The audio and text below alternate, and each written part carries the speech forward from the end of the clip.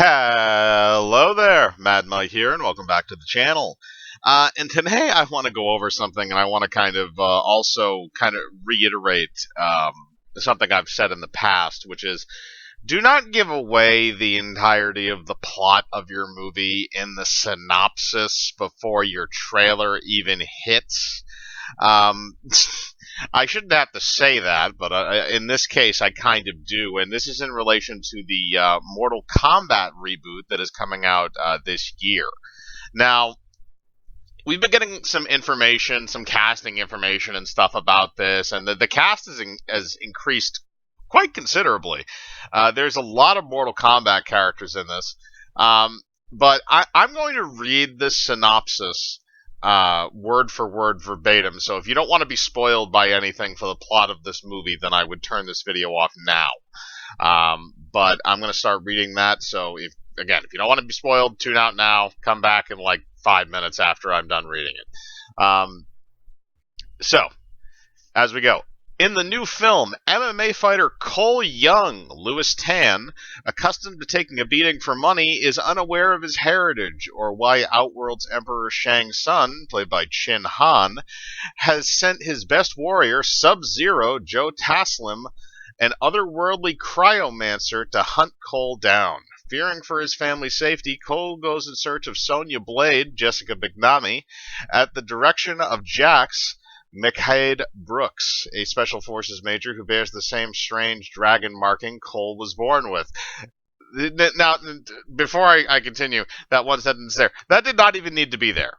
You didn't need to have the dragon marking thing there at all in the description. It has nothing to do with anything. We would have seen it during the trailer.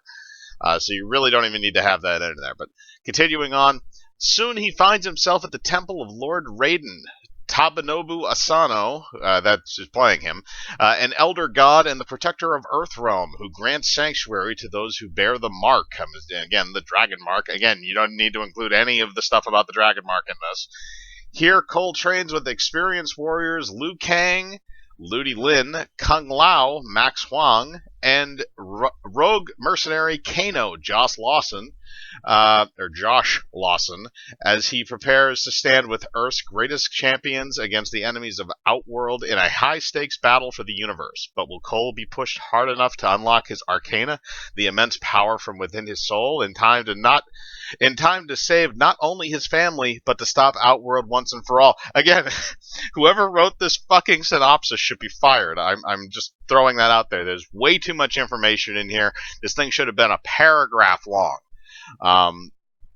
And that is the end of it, by the way. But the idea of like, okay, you've left everything, you've put everything out there pretty much, even the MacGuffin for the film, which is the dragon marking. You put that all out in the synopsis, and so now we know exactly what to look for in the film, and we basically know the entirety of the plot of the film.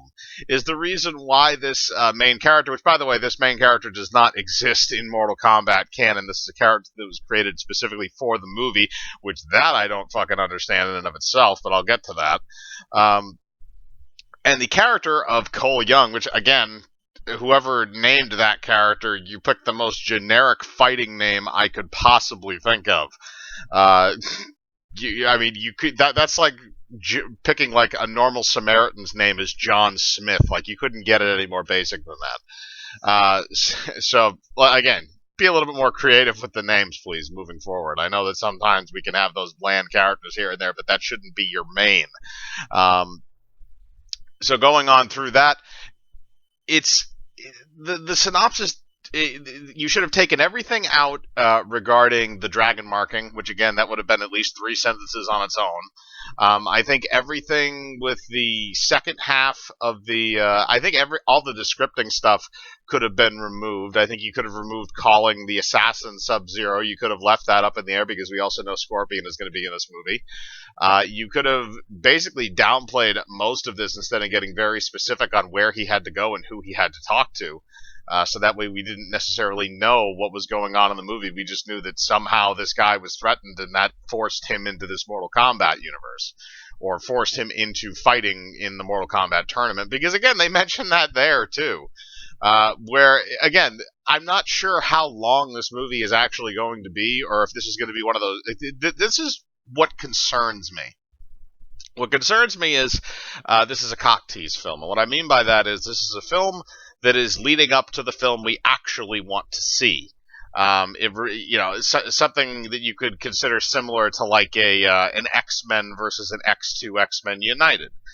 You have to have the X-Men film before, or the first X-Men film is really just a lead up to X2. It could be that this Mortal Kombat film is literally just a lead up to the actual Mortal Kombat tournament, which is going to be shown in the next film, which I hope that's not the case. Just give us what we want with the first fucking movie, please. But like I said, that's all for the synopsis, which again I think is its own personal fucking train wreck. But let's talk about the actual look of the film. We're going to go through some of these screenshots that we have here. There's a couple that are going to be the backgrounds for this video, but I'm not going to cycle through all of them. If you want to look at all of them, you can. I'm just going to kind of describe them here.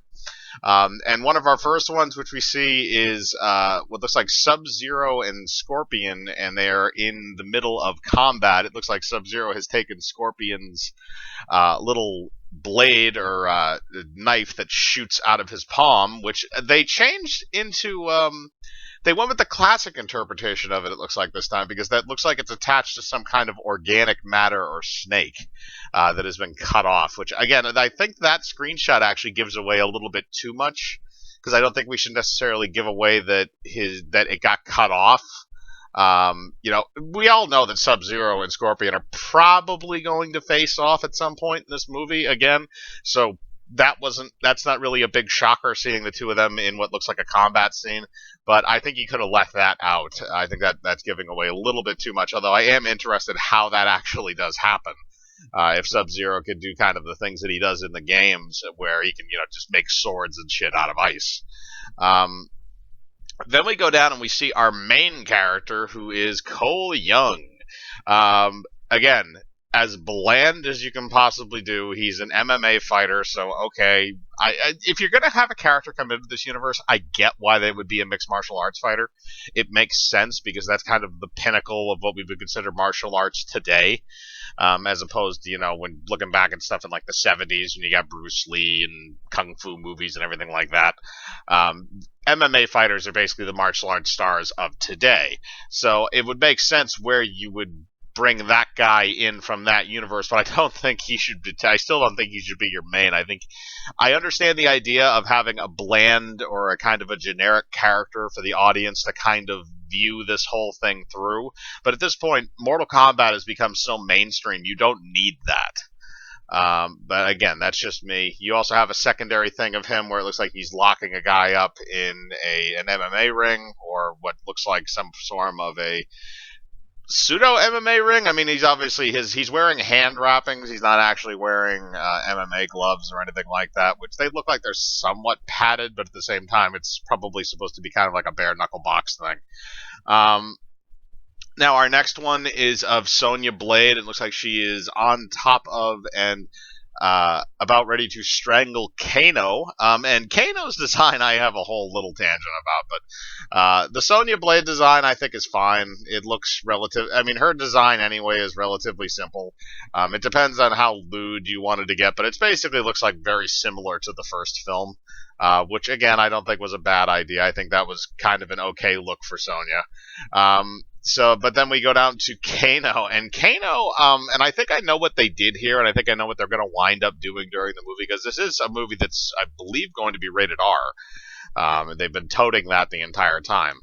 Kano looks like he has a lot of scars on the right side of his face where his plate is supposed to be normally. If you've seen him in the games or even in the other movies, or the other movie, I should say, he has that silver, robot plate that's over there because he's a cyborg. It's probably one of those situations where the plate is actually under his skin, and those scars are from where they had to sew his skin back together to get the plate kind of covered up so he looks semi-normal. But I guarantee you probably by the end of the movie something's going to happen where that part of the skin around that plate is going to get removed somehow, and you're going to have classic Kano by the end of the movie. I'm just pointing that out. That's probably going to be the case. Um, then you have your next shot of Liu Kang and Kung Lao. They look like they went fairly close to what the games are in terms of costume design. Kung Lao looks basically exactly like he does in the games, as does Liu Kang, and I don't think there's really much change there. They have given Liu Kang, since he's not the main character in this one, they have given him his kind of his dragon-esque powers, his fire powers already, so that way they don't have to kind of go over and explain that and go through that with some kind of a character arc. So he's already fairly accomplished at this point. We don't have to go over any of the training and stuff. They'll probably do some kind of like a montage or something, especially with the two of them because they're supposed to have grown up together. Then we go down to Jax, which is the first picture of him. Now, I actually really like the design of the arms. I think the design is really good. At the same time, I'm also curious if we're actually going to see the scene where Ermac rips his arms off. And I don't know if it's Ermac in this universe who's actually going to be doing that, but I would like to see the scene where he gets his arms ripped off, because it looks like we're starting off with a post arms removed Jax, like we're starting off with robot arms Jax, so we don't actually get to see that happen. But like I said, I like that. It looks like he's pushing something, but you can't really tell. I don't know if it's like, it looks kind of like a Conan the Barbarian thing where he's kind of pushing something like a grinder or something, like around and around. Now we go down to the next one, and that is also a close-up of Kano. I've already stated what I think about the face and what's probably going to wind up happening with that, so I get it. And the last one we see is what looks like Sub-Zero, and he's doing something with ice, assuming he's making some kind of an ice weapon, which is, again, his thing in the games and in the previous movie as well. Which I think the ice effect looks good in this. I like the way it looks. It doesn't look like a screensaver. It doesn't look like shit. At least not in the screenshot there. I'm curious what it'll look like in the final cut of the movie when we actually see that effect moving on screen, because having a still of it is one thing, but actually seeing it moving is a completely other thing. So I like that idea. I like the way that from what we can see of the costume anyway, it looks like they're going with the regular traditional design of Sub-Zero, which I think is a good thing. I'm curious if they're going to do a more traditional design with Scorpion as well, where he has the mask and everything. But, that's for probably a first trailer or something like that, whatever that is going to drop, which I would assume that's actually going to probably wind up dropping relatively soon. But that's just me. But that's just kind of my opinion on the synopsis and the screenshots that we've gotten so far based on, information we've gathered, and also the fact that the synopsis gives away pretty much 90% of the plot. But I want to know what you think. Are you excited for this Mortal Kombat reboot? Do you like the fact it's going to be rated R? Do you like the cast? Do you like the fact that we're going to be getting a new Mortal Kombat character because of this? Or are you just kind of lukewarm on the whole idea of a Mortal Kombat movie, and you think it should just stay to the games, or you don't like the ideas that they're throwing out so far for this film? As usual, put your thoughts in the comments below. I like to read them.